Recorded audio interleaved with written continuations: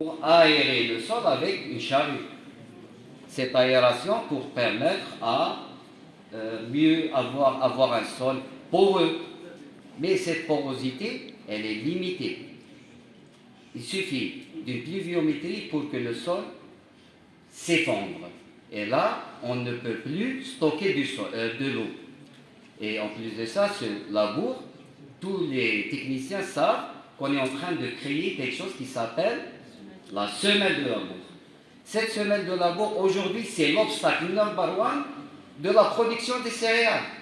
Vous me disiez pourquoi? Parce que même à 200 mm de pluie annuellement, cette pluviométrie, même si on a 800 mm, cette pluviométrie, ce taux, ne pénètre pas dans les sols, reste toujours dans les 30 cm.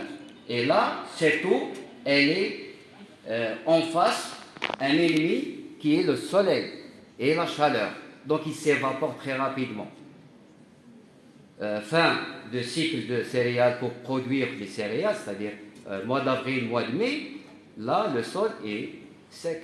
Avec les mesures, on peut mesurer ça avec les tensiomètres déjà cités par